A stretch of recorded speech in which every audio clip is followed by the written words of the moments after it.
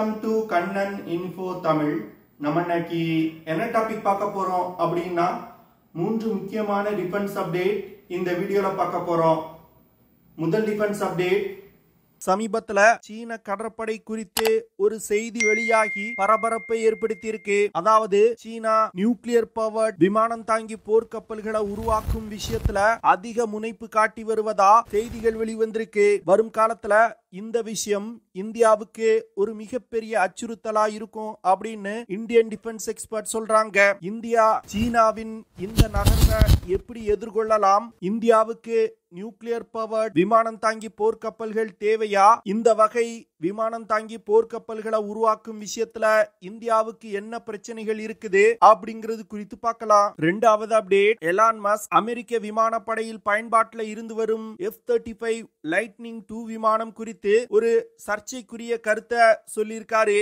அதாவது இந்த விமானங்கள் அதிக செலவுல உருவாக்கப்பட்டிருக்கு, இதோட டிசைன் ரொம்ப மோசமா இருக்கு அப்படின்னு சொல்லியிருக்காரு. தற்போது இந்த விஷயம்தான் டிஃபென்ஸ் செக்டார்ல மிகப்பெரிய பேசுபொருளா மாறி இருக்கு. அதாவது எலான் மஸ்க் போன்ற ஒரு நபர் இது போன்ற ஒரு கருத்தை சொல்றாருன்னா அதற்கு பின்னாடி பல காரணங்கள் இருக்கும். F-35 லைட்னிங் 2 விமானம் என்ன குறைபாடுகள் இருக்கு அப்படிங்கறத பார்க்கலாம். அடுத்து இந்தியா போன்ற நாடுகள் எலான் மஸ்கோட ஸ்டேட்மெண்ட் எப்படி எடுத்துக்கிடணும், வரும் காலத்துல தங்களுடைய விமானப்படையில என்ன மாதிரியான மாற்றங்களை கொண்டு வரணும் அப்படிங்கறதையும் பார்க்கலாம். மூன்றாவது அப்டேட், டிசம்பர் மாதத்துல இந்தியால இருந்து ஒரு குழு பிரேசில் நாட்டிற்கு ஒரு சுற்றுப்பயணம் போக போறாங்க. இந்த சுற்றுப்பயணத்தின் போது பிரேசில் மற்றும் இந்தியாவுக்கு இடையே ராணுவ ரீதியிலான பல முக்கியமான ஒப்பந்தங்கள் கையெழுத்திட வாய்ப்பு இருப்பதா டிஃபென்ஸ் எக்ஸ்பர்ட் சொல்றாங்க. என்ன மாதிரியான ஒப்பந்தங்கள் கையெழுத்திடப்படுவதற்கு வாய்ப்பு இருக்கு? பிரேசில் மற்றும் இந்தியாவுக்கு இடையிலான ராணுவ ரீதியிலான உறவுகள் எப்படி அதிகரிச்சுக்கிட்டு இருக்கு அப்படிங்கிறது குறித்து நம்ம டீடைலா இந்த வீடியோல பார்க்கலாம். சமீபத்துல சீன ஆதரவு பத்திரிகையான சவுத் சைனா சி மார்னிங் போஸ்ட் ஒரு ஆர்டிக்கலை பப்ளிஷ் பண்ணிருக்காங்க.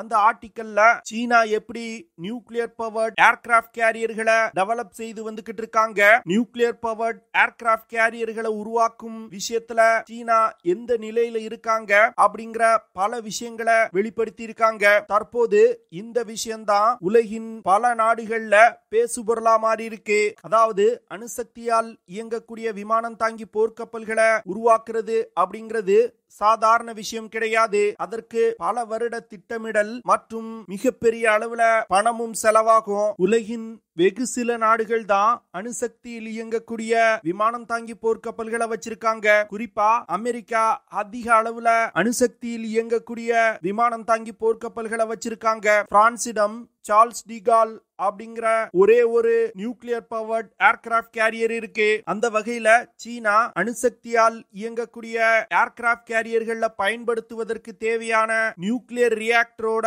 புரோட்டோடைப்பை வெற்றிகரமா உருவாக்கி இருக்காங்க. இந்த விஷயம் அமெரிக்கா, பிரான்ஸ், இந்தியா போன்ற நாடுகளுக்கு மிகப்பெரிய எச்சரிக்கையை கொடுத்திருக்கு. அதாவது சாதாரண கன்வென்ஷனல் பவர்ட் ஏர்கிராஃப்ட் கேரியர்களுக்கும் நியூக்ளியர் பவர்ட் ஏர்கிராஃப்ட் கேரியர்களுக்கும் ஒரு முக்கியமான வித்தியாசம் இருக்குது. அதாவது கன்வென்ஷனல் பவர்ட் ஏர்கிராஃப்ட் கேரியர்களை எரிபொருள் எவ்வளவு நாளுக்கு இருக்குதோ அது வரைக்கும் தான் இயக்க முடியும். ஆனா இந்த நியூக்ளியர் பவர்ட் ஏர்கிராஃப்ட் கேரியர்களோட ரேஞ்ச் அன்லிமிட்டெட். ஏன்னா பல வருடங்கள் இந்த ஏர்கிராஃப்ட் கேரியர்கள்ல பொருத்தப்பட்டிருக்க நியூக்ளியர் ரியாக்டரை ரீஃபியூல் செய்ய தேவையில்லை. இதனால இந்த வகை ஏர்கிராஃப்ட் கேரியர்களை உலகில் உள்ள எந்த ஒரு பகுதிக்கும் எடுத்து செல்ல முடியும். சீனா இது போன்ற ஏர்கிராஃப்ட் கேரியர்களை உருவாக்குவதற்கு முக்கியமான காரணம் இந்த விமானம் தாங்கி போர்க்கப்பல்களை வச்சு பவர் ப்ராஜெக்ட் செய்வதற்கு தான். குறிப்பா இந்திய பெருங்கடல் பகுதி, இந்தோ பசிபிக் ரீஜியன் போன்ற இடங்கள்ல அமெரிக்கா மற்றும் இந்திய கடற்படைக்கு அச்சுறுத்தல் கொடுப்பதற்காக சீனா இது போன்ற நியூக்ளியர் பவர்ட் ஏர்கிராஃப்ட் கேரியர்களை உருவாக்குறாங்க.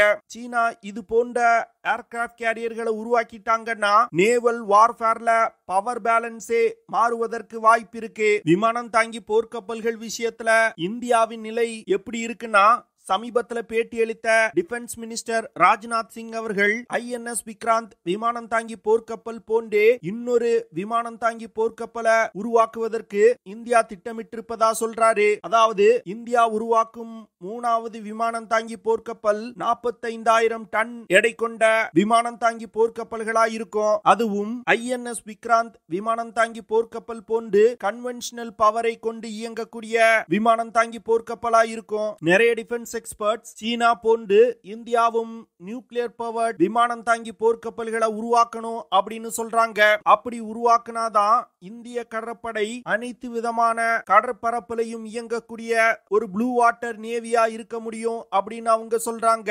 ஆனா இது போன்ற விமானம் தாங்கி போர்க்கப்பல்களை உருவாக்குவதற்கு இந்தியாவை பொறுத்தமட்டில் பல சவால்கள் இருக்குது. குறிப்பா இந்த நியூக்ளியர் பவர்ட் விமானம் தாங்கி போர்க்கப்பல்களை உருவாக்க ஆகும் செலவு ரொம்ப அதிகமா இருக்கும். அதற்கு பதிலா இந்தியா 2 கன்வென்ஷனல் பவர்ட் ஏர்கிராப்ட் கேரியர்களை உருவாக்கிட்டு போயிடலாம். அது மட்டும் இல்லாம நியூக்ளியர் பவர்ட் விமானம் தாங்கி போர்க்கப்பல்களை உருவாக்கும் விஷயத்துல சில தொழில்நுட்பத்தையும் இந்தியா டெவலப் செய்ய வேண்டியது இருக்கு. அதற்கு சில வருடங்களாகலாம். ஒரு நியூக்ளியர் பவர்ட் ஏர்கிராப்ட் கேரியர் அப்படின்னா குறைந்தது 65,000 டன் எடை கொண்டதா இருக்கணும். அவ்வளவு பெரிய விமானம் தாங்கி போர்க்கப்பல்களை கட்டக்கூடிய இன்ஃப்ராஸ்ட்ரக்சர் இந்தியாவிடம் இல்ல. தற்போதுதான் இந்தியா அதை டெவலப் செய்து வந்துகிட்டு இருக்காங்க. அதனால முதற்கட்டமா இந்தியா INS விக்ராந்த் போன்ற ஒரு 45,000 டன் எடை கொண்ட கன்வென்ஷனல் பவர்ட் ஏர்கிராப்ட் கேரியரை உருவாக்குவாங்க. சில வருடங்கள் கழித்தே நியூக்ளியர் பவர்ட் ஏர்கிராப்ட் கேரியர்களை உருவாக்குவதற்கு வாய்ப்பு இருக்கு. சீனா நியூக்ளியர் பவர்ட் ஏர்கிராப்ட் கேரியரை உருவாக்கிட்டாங்கன்னா ஒரு குளோபல் நேவல் பவரா உருவெடுப்பாங்க. இந்த விஷயம் அமெரிக்கா மற்றும் இந்தியாவுக்கு மிகப்பெரிய பிரச்சனைகளை கொடுப்பதற்கு வாய்ப்பு இருக்கு. அதனால இந்தியா பழைய மனநிலையை உதறி தள்ளிட்டு நியூக்ளியர் பவர்ட் ஏர்கிராப்ட் கேரியர்களை உருவாக்கும் வேலைகளை தொடங்கணும் அப்படின்னு நிறைய டிஃபென்ஸ் எக்ஸ்பர்ட் சொல்றாங்க. நீங்க என்ன நினைக்கிறீங்க? இந்தியாவுக்கு நியூக்ளியர் பவர்ட் ஏர்கிராப்ட் கேரியர்கள் தேவையா தேவையில்லையா அப்படிங்கறத கமெண்ட் பண்ணுங்க. அடுத்த அப்டேட், டொனால்ட் ட்ரம்ப் 2வது முறை அமெரிக்க பிரசிடென்ட் ஆக போறாரு. அவரோட அரசுல Elon Musk advisor on government efficiency அப்படிங்கிற குழுவுல இடம்பெற்றிருக்காரு. இந்த குழு அமெரிக்க அரசாங்க பியூரோக்ரசி எப்படி வேலை செய்யுது, அமெரிக்க அரசால் செயல்படுத்தப்படும் திட்டங்கள்ல என்னென்ன குறைபாடுகள் இருக்கு, அதை எப்படி சரி செய்யலாம் அப்படிங்கிற பரிந்துரைகளை வழங்குவாங்க. இவ்வளவு முக்கியமான அமைப்புல செயலாற்ற போற எலான் மஸ்க் சமீபத்துல ஒரு விஷயத்தை பேசியிருக்காரு. அதாவது அமெரிக்க விமானப்படையில் பயன்பாட்டில் உள்ள F-35 lightning II 5th generation fighter jet விமான ப்ராஜெக்ட் ரொம்ப வேஸ்ட் ஆனது அப்படின்னு சொல்லியிருக்காரு.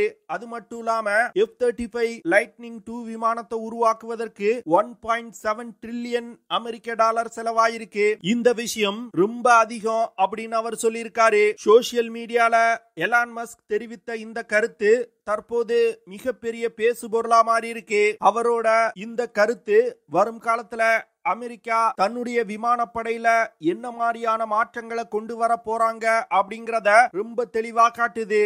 அதாவது எலான் மஸ்க் என்ன சொல்றாருன்னா, F-35 லைட்னிங் II விமானம் போன்ற மனிதனால் இயக்கக்கூடிய விமானங்களை பயன்படுத்துவதை விட ஆளில்லா ட்ரோன்களை இயக்குவது சிறந்தது அப்படின்னு அவர் சொல்லியிருக்காரு. இதற்கு காரணமா அவர் சொல்றது, ஒரு யுத்த நேரத்துல F-35 லைட்னிங் II போன்ற மனிதனால் இயக்கப்படும் விமானங்களை எதிரிகள் சுட்டு வீழ்த்துவதற்கு வாய்ப்பு இருக்கு. இதனால பைலட்டுகள் உயிரிழப்பாங்க. இந்த விஷயங்களை தவிர்ப்பதற்கு ஆளில்லா விமானங்களை அமெரிக்கா அதிக அளவுல பயன்படுத்தணும் அப்படின்னு சொல்லியிருக்காரு. அது மட்டும் இல்லாம இப்படி ஆளில்லா விமானங்களை பயன்படுத்துறதுனால காஸ்ட் எஃபெக்டிவான சிஸ்டங்களை உருவாக்க முடியும் அப்படின்னு அவர் சொல்றாரு. எலான் மஸ்கோட இந்த கருத்துக்கு பின்னாடி உண்மை இருப்பதா சில டிஃபென்ஸ் எக்ஸ்பர்ட் சொல்றாங்க.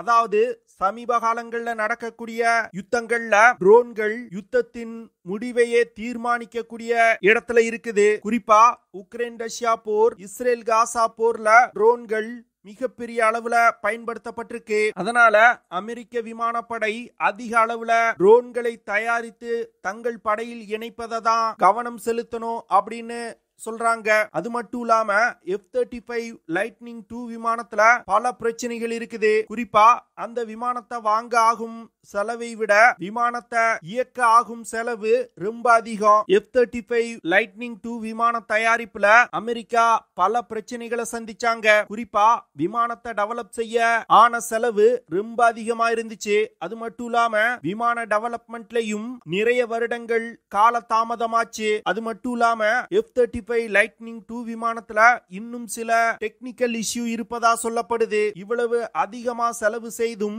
F-35 லைட்னிங் 2 விமானத்துல இது போன்ற குறைபாடுகள் இருப்பது நல்ல விஷயம் இல்ல அப்படின்னு எலான் மஸ்க் சொல்றாரு. எலான் மஸ்கோட இந்த ஸ்டேட்மெண்ட் நேரடியா அமெரிக்க ஆயுத தயாரிப்பு நிறுவனங்களுடன் மோதலை ஏற்படுத்தி இருக்கு. அதனால வரும் காலத்துல அமெரிக்கா F-35 போன்ற 5th ஜெனரேஷன் ஃபைட்டர் ஜெட் விமானங்களை உருவாக்குவதை தவிர்த்துட்டு அதிக ஆளில்லா ட்ரோன்களை உருவாக்குவாங்க அப்படின்னு எதிர்பார்க்கப்படுது. எலான் மஸ்கோட ஸ்டேட்மெண்ட்டை இந்திய விமானப்படை எப்படி எடுத்துக்கிடலாம்னா, இந்தியா தன்னுடைய ட்ரோன் வார்ஃபேர் கேப்பபிலிட்டிய அதிகப்படுத்தணும் அப்படின்னு எடுத்துக்கிடலாம். அது மட்டும் இல்லாம இந்தியா உள்நாட்டிலே டெவலப் செய்து வரும் ஆர்ச்சர் என்ஜி தாப்பஸ் ட்ரோன் ப்ராஜெக்டுகளை வேகப்படுத்தி உள்நாட்டு ட்ரோன்களை தயாரிக்க ஆரம்பிக்கணும். பைலட்டால் இயக்கப்படும் விமானங்கள் மற்றும் ஆளில்லா விமானங்கள் ஒரு சரியான கலவையில இந்திய விமானப்படையில இருக்கணும். இந்தியா ரஃபேல், தேஜஸ் MK2, ஆம்கா போன்ற விமானங்களை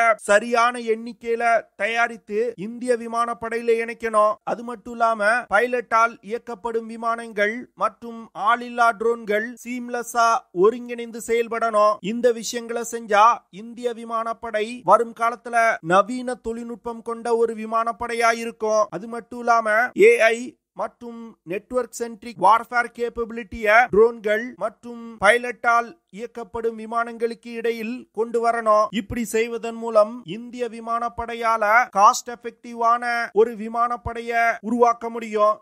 இதன் மூலமா இந்தியாவால நீண்ட நாள் நடக்கக்கூடிய யுத்தங்கள்லையும் மிக சிறப்பா செயல்பட முடியும். அடுத்த அப்டேட், சமீப காலங்கள்ல இந்தியா மற்றும் பிரேசிலுக்கு இடையிலான ராணுவ ரீதியிலான உறவுகள் மிகப்பெரிய அளவுல அதிகரிச்சிருக்கு. இந்தியால இருந்து டிசம்பர் 8ஆம் தேதி ஒரு குழு பிரேசில் நாட்டிற்கு சுற்றுப்பயணம் செய்ய போறாங்க. இந்த சுற்றுப்பயணத்தின் போது தேஜஸ், ஆகாஷ் ஏர் டிஃபென்ஸ் சிஸ்டம் போன்றவற்றை பிரேசிலுக்கு விற்பனை செய்வது தொடர்பா பேச்சுவார்த்தை நடத்த போறாங்க. அதே வேளையில இந்திய விமானப்படைக்கு C-390 மில்லேனியம் டிரான்ஸ்போர்ட் ஏர்கிராப்டுகளை வாங்குவது தொடர்பா பிரேசிலுடன் பேச்சுவார்த்தை நடத்த போறாங்க. பிரேசில் தன்னுடைய விமானப்படைய நவீனப்படுத்துவதற்கு திட்டமிட்டிருக்காங்க. இந்தியாவின் தேஜஸ் விமானத்துல அதிநவீன ஏவியானிக்ஸ், ரடார் சிஸ்டம் போன்றவை இருக்கு. அது மட்டும் இல்லாம தேஜஸ் விமானத்தோட செயல்திறன் மிக சிறப்பா இருக்கு. இந்த விமானங்களை வாங்குவது பிரேசில் விமானப்படைக்கு ஒரு காஸ்ட் எஃபெக்டிவான சொல்யூஷனா இருக்கும். இதன் காரணமாக தான் பிரேசில் தேஜஸ் விமானங்களை வாங்குவதற்கு இந்தியாவுடன் பேச்சுவார்த்தை நடத்தி வந்துகிட்டு இருக்காங்க. அது மட்டும் இல்லாம தன்னுடைய ஏர் டிஃபென்ஸ் கேப்பபிலிட்டிய அதிகப்படுத்துவதற்கு பிரேசில் இந்தியாவின் ஆகாஷ் மிசைல்களை வாங்குவதற்கு இந்தியாவுடன் பேச்சுவார்த்தை நடத்தி வந்துகிட்டு இருக்காங்க. ஆகாஷ் மிசைல்களை பயன்படுத்தி தன்னுடைய ராணுவ தளங்கள், ஏர்பேசஸ் போன்றவற்றை பிரேசில்னால பாதுகாத்துக் கொள்ள முடியும். இந்தியாவை பொறுத்த மட்டில் 40 முதல் 80 மல்டி ரோல் டிரான்ஸ்போர்ட் ஏர்கிராப்டுகளை வாங்குவதற்கு திட்டமிட்டிருக்காங்க. அதுல பிரேசிலும் தன்னுடைய C-395 விமானங்களை இந்தியாவுக்கு ஆஃபர் செஞ்சிருக்காங்க. இது போன்ற பல விஷயங்கள் தொடர்பா பேசுவதற்கு தான் இந்தியா இந்த குழுவை அனுப்பியிருக்காங்க. இந்த இந்திய குழு பிரேசிலுக்கு சுற்றுப்பயணம் செல்லும் பொழுது ஏதாவது ஒரு முக்கியமான ஒப்பந்தம் இந்தியா மற்றும் பிரேசிலுக்கு இடையில் கையெழுத்திடப்படுவதற்கு வாய்ப்பு இருப்பதா டிஃபென்ஸ் எக்ஸ்பர்ட் சொல்றாங்க. பார்க்கலாம் என்ன மாதிரியான ராணுவ ஒப்பந்தங்கள் கையெழுத்திடப்படுதுன்னு. ஓகே ஃப்ரெண்ட்ஸ், நம்ம வீடியோவோட நிறைவு பகுதிக்கு வந்துட்டோம். இதெல்லாம் தான் நான் உங்ககிட்ட ஷேர் பண்ணணும் அப்படின்னு நினைச்ச விஷயங்கள். ஐ ஹோப் நான் ஷேர் பண்ண விஷயங்கள் உங்களுக்கு பிடிச்சிருக்கும்னு நினைக்கிறேன். அப்படி பிடிச்சிருந்துச்சுன்னா ஷேர் பண்ணுங்க, லைக் பண்ணுங்க, கமெண்ட் பண்ணுங்க. மறக்காம நம்ம சேனலுக்கு சப்ஸ்கிரைப் பண்ணுங்க. See you in the next video. Jai Hind.